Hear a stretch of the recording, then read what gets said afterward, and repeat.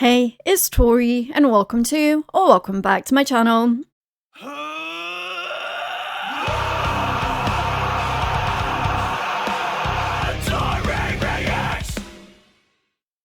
Today we welcome Mark Jansen from Epic to the channel. How are you doing today, Mark?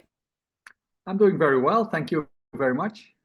Good, good. It's such an honor to be able to talk to you. I've been a long time Epica fan. I think I discovered the band in like 2007 with Never Enough, and I've been with you on this journey ever since. So I've been really looking forward to, just have this opportunity to chat with you today. That's quite a while already, Yeah. 2007. Yeah, and I can't believe it feels like it was just yesterday. I mean, I can't believe it's already been 5 years since COVID happened. Yeah, time flies It in every really, really single way. does. It really does. Well, you're here, of course, to talk about the brand new album, Aspiral, which is out on 11th of April via Nuclear Blast Records. You've already had a few singles out already. How have you found that response from your fan base or from maybe fresh faces that are just now discovering Epica with this album cycle?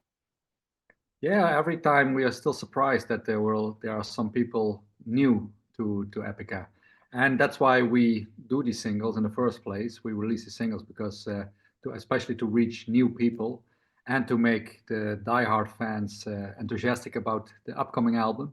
So for two reasons, and so far the responses have been really great. It's at one hand uh, we have a lot of people that are very excited for the album. But also at the other hand, there's some singles that are like, especially Cross the Divide is a bit outside of our style. So there we had some mixed reactions because some people thought, oh, if this is the style for the whole album, I'm not sure if this is going to be my epica. That's what I read here and there. But it's our most uncommon song, so it's a bit poppy, Mm-hmm. it's catchy, and that's why we chose it to be a single because Mm-hmm. we really like the song. It's powerful, but it's not like the style of the album. But Yeah. yeah, it's always hard to choose the right song, which one you have to take because it's just a fragment of a whole album. So it's never good, whatever you choose. Right. And they're all your babies in a sense. You've been working on these for however long, and now you've got to pick the correct ones for Yeah. singles, and I can't imagine how hard that is. I mean, I have loved all of them so far, and there seems to be like a running theme throughout the music videos, of course, with the guys dressed as in these masks, like paranormal investigators, if you will, and then Simone is kind Yeah. of like an otherworldly entity being, whatever you want to call it. Like, who came up with the concept for these albums, and why is it like a continuation running through the music videos? Yeah, we wanted to have like a team that continues indeed for all the videos. And that idea came from us, but we worked together with the team to make the videos. And they had also their input. So we told them what the songs are about, and then we let them do their magic. So we had to trust them. But as we worked already with them also in the past Mm-hmm. for like Storm the Sorrow and also Victims of Contingency, Mm-hmm. that's why we know that they always deliver. So we know them very well, also personally, and so we trusted them to come up with great storylines, and they did. So far, we're really happy. Yeah, I agree. They really did. It really fits with the vibe of the singles as well, I think. Yeah, yeah. So I'm really happy also that we have this continuation that of all the singles, and there's one more video that's going to be released, and that's the biggest of all, and that will be on the album release date. Then we will release also that video. Ah, nice. Like a little mini celebration of the album coming out, if you Yeah, will. exactly. Could you tell us, in your own words, like what the album is about and what it represents for you personally? Yeah, it goes in many directions, but there's like if there's like one theme that covers it all, it's like renewal and inspiration. That's what the Aspiral stands for, Mm-hmm. and you can find that basically in all the lyrics. Lyric-wise, it has been a challenging time for some of us, and for others, it has been and another way, beautiful changes. Like for me personally, I became a father. So Hmm. many things have happened, and all the things that have happened to all the members somehow found their way in the lyrics. And even though there's some dark touch here and there, there's always the light of hope at the end of the tunnel, which is very important for us that it always ends well. Because even when you look at the world nowadays, it's a bit dark, dense, because a lot of troubles going on and a lot of conflicts. But we can turn this around and make this a beautiful place again. And that's the message of the main message of the album. Yeah, well, that's what made me fall in love with Epica in general, was just because even though you do cover dark topics about everything that we as human beings go through, there's still that light, there's still that hope at Yeah. the end of it, and that's one of the reasons I love you guys, and that's Oh. also another reason why I love your live performances as well, because I think it comes across that way too. Yeah, and that's very important also for us that we have that message of hope, because there's already enough metal bands that just talk about all the dark elements, and they make it even more dark. And that's perfectly fine if they feel happy with that. But we don't want that people become depressed of our Hmm. lyrics. We actually hope that depressed people find some happiness in our lyrics. Yeah. Well, you and the band have helped me through so many ups and downs through my own personal life, so I can only imagine how it is for everybody else who is a huge Epica fan. What inspired like the title of the album, but also that this like really beautiful but different artwork that you have for this round? Yeah, and also the artwork we decided alongside also some music elements and some things of the album. Like usually we start with intro. This time we don't start with intro. So it's some things we wanted to do different this time, and one of them was also the album artwork. First of all, we are very happy with what Hele always did to us, our old art designer. We could have easily continued with him because we love him, Hmm. but as we wanted to do many things different, also we decided to give this a shot, the artwork wise, and work with Hedig Sand. And that was especially given in by Rob and Simone, who Hmm. really love his work. And then we did like a meeting with him, and that was right away a click. There was a lot of things we had in common, and he really liked the subject of our album that we were talking about. And the funny thing was that Aspiral is named after a statue of Sukalski, is a Polish art designer as well, sculptor, and Haiti was also a big fan of him. So we didn't know that from each other, but that was already the common ground we had. And like that, there were many coincidences related to this album. So we worked with him, and he interpreted the lyrics and also the statue in his own way, and that's how we created the album artwork. Yeah, when I first saw it, I was like, "Wow, this is so different for Yeah. what we've gotten in the past from Epica." But I feel like it fits what you have brought out so far, and it really grabbed my attention. It's a beautiful piece. Yeah, and you see the struggle that because with the iron pierced through the hands, Mm-hmm. but still it's a beautiful sun disk that has to be lifted up, and because the message also of that is even though life is a struggle, in the end it's all worth it. It's beautiful, and he himself also made a beautiful poem about his art that he posted on Instagram. So if people want to find more deeper information also about the cover, they can always check his Instagram, because it's really I cannot even describe it in a better way than how he described it himself. Yeah, yeah. Isn't it funny? Also, you mentioned how you're just finding out new things about each other, even though you've been together for so long. Yeah, you always find out new things, and also that's why we change also our ways of working, Yeah. because we always want to refresh ourselves and our ways of working. And so many things about the past, how bands worked in the past, worked really well. And nowadays it has been almost sometimes forgotten because the technology became so good. But we wanted to bring the best from the past back and combine it with the best from the technologies of today. And I think on Aspiral we managed to do so, and so we worked more together again. We recorded in a kind of semi-live sessions with drum, bass, and guitar. Record the songs live to give it a more live vibe. That's also how bands recorded a lot in the past, but nowadays not so much anymore. But we try to combine those both worlds.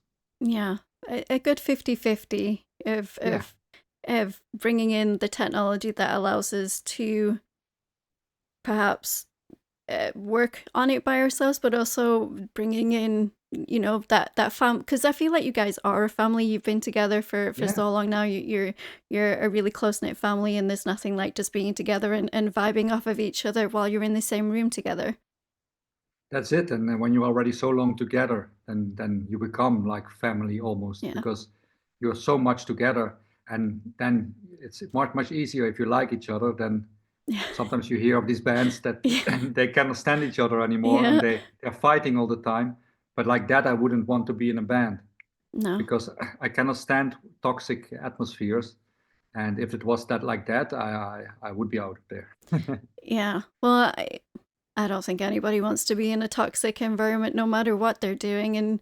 And what I feel like with Epica is you feel that connection that you guys have when you perform live, because you're all smiles, you're all enjoying yourself, and I can't wait. I just booked tickets to come see you in Atlanta in May, Cool. so I'm really excited to see you guys again. What was like the most memorable or challenging song to write for this record? Usually the longer songs can also often be the more challenging ones. And this time I think it was Darkness Dies in Light, because that was originally a completely different song than it did end up on the album. And the reason for that was that it was hard to find the right structure, that it had the right flow. And so we did change some things here and there, trial and error, until at a certain point there was this click, it worked. And from there on, then it was quite easy to finish the track. But at first it was quite of a struggle, and maybe not even the struggle is the right word, but more like an adventure to find the right way. Yeah. Speaking of the tracks, we're getting some more pieces to the New Age Dawns saga as well. Yeah, that's right. So I'm really excited to hear more of that continuation. Why did you guys decide to continue that on? Yeah, first I was already thinking to continue that much earlier, but there was never an opportunity for it. And at a certain point, I thought even maybe it might, maybe never happens anymore. But then for this album, there was song-wise, so it's some music like the not the last song, but the song before of the album. What was the name of it again? I forgot the name. But that song has a lot in common with Design Your Universe, the song. And then I thought also, if that works like that for the music, then also lyric-wise can also be a connection. And then the whole idea started rolling, and then it happened to be that the three songs that are the three long songs of the album became also the New Age Dawn songs.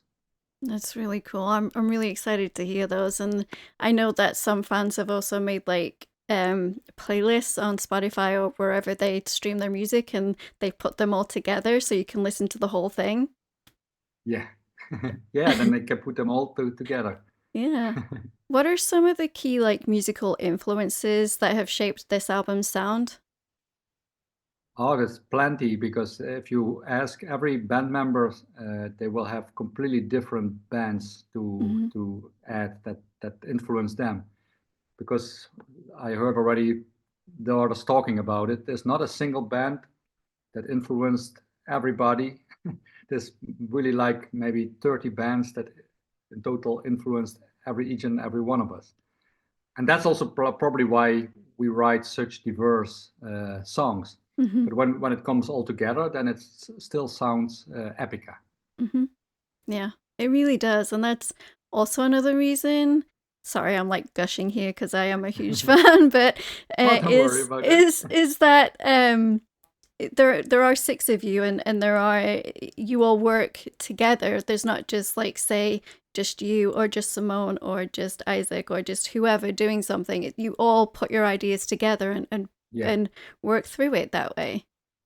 Yeah, exactly. And then that's also the advantage of having 5 songwriters. If there's one person for whatever reason for one album with a kind of writer's block, there's still 4 others that Right. write music. So we are never lacking ideas. Yeah. It never happened. Which is a great thing, because like you say, if you're Yeah, experiencing writer's block, or you just don't have the mental capacity for it at the moment, at least you've still got other people you can rely on. exactly. Because sometimes you have like bands where there's like one songwriter and wants to keep the control as Mm-hmm. well. But then nobody has forever, always at any given point in time, inspiration. Mm-hmm. And then sometimes they struggle and still produce an album somehow. And then you hear that there's something missing. Yeah. And then I always think like, yeah, that's a pity, because if that person would have been more open to incorporate their other persons in the band's ideas, then could have been much better. Yeah. Yeah. Well, I mean, that's what bands should be. It should be like a group effort at writing these songs and these music, and Yeah, like you say, all these different influences from their personal taste that then you get to interject into your music. at least for us, this works best. And Yeah. every band has to work the way they want, Yeah. of course. Who am I to say how they have to work? But that's what I noticed, that sometimes and that albums could have been better, I think, if more people would have added their ideas to the table. Yeah. What do you feel is the overall message or emotion that you would hope listeners take away from this album? Yeah, there's like one theme, and that's also it's what's the song "Time" is about. It's about to crush the ego, and that's not only on a personal level, but also on the level of humanity as a whole. Mm-hmm. Because there's too much ego involved in the world today. At least that's my impression. And if we get to manage to put the ego back in the box somehow, because it's meant to be as a tool to help us, not to control us. Mm-hmm. When it becomes too big, it starts controlling the humanity as a whole, and that's at the moment the case. And if we manage somehow to become in control of our egos again, to make it smaller, crush it somehow, then I think we can make that big change that we are all so much looking forward to. Because now at this moment in time, it's a lot of chaos, a lot of conflicts going on. So something needs to change, and I feel that we're all so hungry for that beautiful change. Mm-hmm. But somewhere it has to start, and I think it's with that ego that is became a problematic thing. And so Time is dealing about that, but also some more lyrics on the album to somehow crush that ego. Yeah. Well, and I think with today's society that we live in, we shouldn't be as connected as we are either. Yeah, yeah. There's many conflicts, like I said, yeah, already, Yeah. and you see people being driven apart, Mm-hmm. and so often when there's like many opinions, who is right after all? There's a bit of truth in that, a bit of truth in that, but there's no one absolute truth. Right. And if people would find each other in the middle, usually you have a great solution. But they are so much driven apart that they start believing more and more in their own extreme thought, Mm-hmm. because they have been driven apart. Their thoughts become more extreme over Yeah. time, and then the problem gets bigger instead of smaller. And that's something that has to be turned around. Yeah. I agree with that. I 100% agree with that. Talking a little bit about the Epica YouTube channel, it has been having a 24-hour live stream. Whose decision was that? I don't remember actually who came up with the idea, but it worked, yeah, because many people were watching it and liked the idea. Could have been an idea of our manager, Mm-hmm. but I don't remember actually who came up with the first idea of that. Yeah, there was some Easter eggs in there, right, for Cross the Divide, if I if I'm correct. Yeah, yeah. So Yeah. there was, if you watched long enough, there was some little surprises of things that were still had to be released. That's awesome. I love that the idea, because I mean, you guys have such a huge back discography, and why not put that on your platform, and then people Yeah, around the world, no matter what time zones they're in, can tune in and listen to some Epica, and hopefully get those little Easter eggs that you guys put in. yeah, exactly. Yeah, So that was the fun part of it. Yeah. yeah. Yeah. So you guys have got two Epica like release experiences, one in France and one in Netherlands coming up, with like a museum showcasing all of various items from the band's past. Like, why did you guys decide to go ahead and do a release like party, let's say, this way with your fans? Yeah, there was also an idea to do things a bit different than we usually do, where we play like normally a release show. Mm-hmm. And so this time we thought, let's do try something new. We have no idea if it works, if people are going to like it, but we have to find it out by doing it. Right. And so there will be a Q&A. There will be indeed some kind of Epica museum with a lot of stuff. And that idea we got from playing with Metallica, where they also had some kind of Metallica museum. Yeah. And we liked that idea a lot, and we were able to also get in there and play guitar there with the sounds of Metallica. And it was so much fun that we thought, oh, let's also integrate that in our Epica experience. And Yeah. from one thing led to another, and now we have two of them, and the experience that we have with these two we will take to the future, to what works we will Mm-hmm. keep on doing, what doesn't work we can leave out for the next time.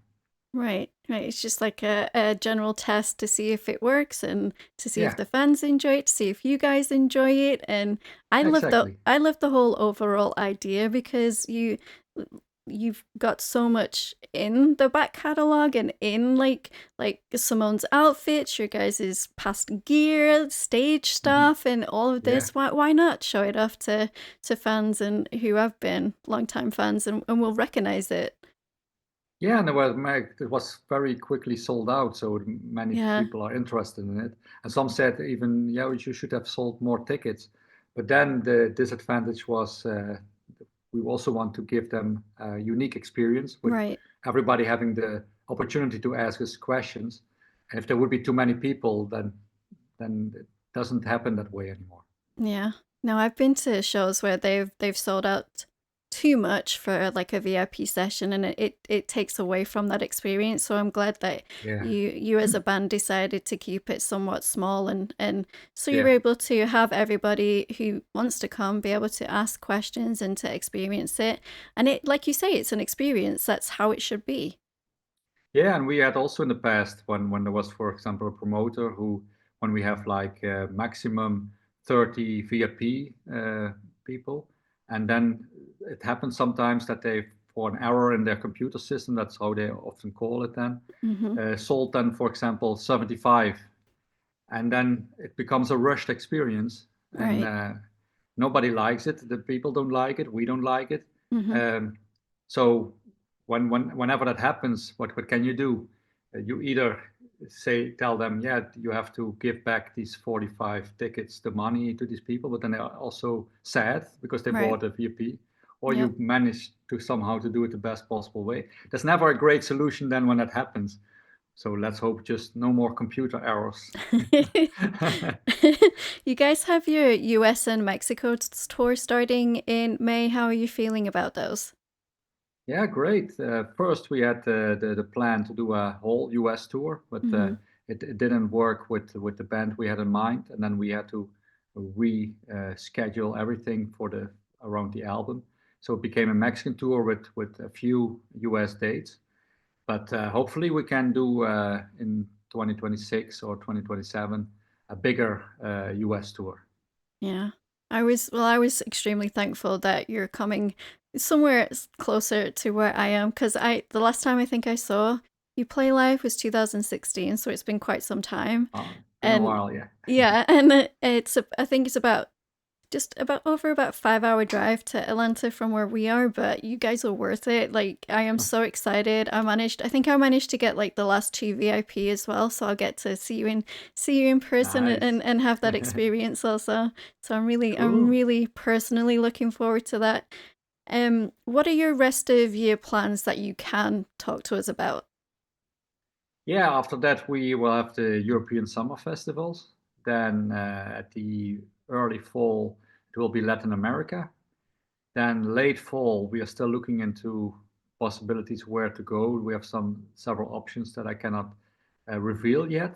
Hmm. And then early 2026, we do a European tour. And Hmm. after the European tour, which will be with Amarante and Charlotte Wessels, and after it's more like two European tours. And after that, there will be another festival run. And then also hopefully somewhere that bigger US tour. Yeah, that's a great lineup, by the way, for Europe, Yeah. Amaranthi and Charlotte Vessels. Do you have input in picking those out, or is it more so like management side of things? No, we definitely have the input. And I was already for a long time mentioning Amarante because Mm-hmm. I thought it would be a perfect fit. And Yep. now it's finally going to happen. And Charlotte was also our first choice. We had a couple of choices. She was the first one we talked to, and she was right away interested. So it was pretty much the dream lineup that we were looking for. Yeah. That's gonna be great for the Europeans over there, and hopefully we get something nice like that when you come back and hopefully can do a bigger tour here. Yeah, How hopefully. how do you take care of yourself when you are touring? Because, you know, not only is it physically draining on your body, but it's also very mentally exhausting as well. Yeah, I take every day time to do some sports. That Mm-hmm. can be either fitness, running, swimming, or cycling. Mm-hmm. At least as it's something, and preferably outside because I Yeah. love to be outside, and I also like to see a bit of nature. So Mm-hmm. whenever we are in a city and I have a bike, I look for the quickest way out of the city. Yes. Because that's for me, and that's also why I really like day offs. Mm-hmm. Because some bands they really cannot stand day offs; they are bored. But I'm having so much fun on day offs. Then, especially the tours where I have my bike with me, I can be really out from the morning till it gets dark, out on my bike and Mm-hmm. seeing all the surrounding of where we are. Yeah. And so yeah, that keeps me physically fit, but body and mind they are closely related. Yeah. So if you're physically fit, it's also easier to stay mentally healthy Yeah. because it's sometimes really hard to be long time from home, a lot of flights, travels. But yeah, body and mind, if you keep them healthy, then everything is easy and possible. And also, since 2 years ago, I stopped drinking alcohol. I was never Mm-hmm. a big drinker anyway, but I have some big sports goals this year, and I noticed that if I quit completely, it's much easier to reach these goals.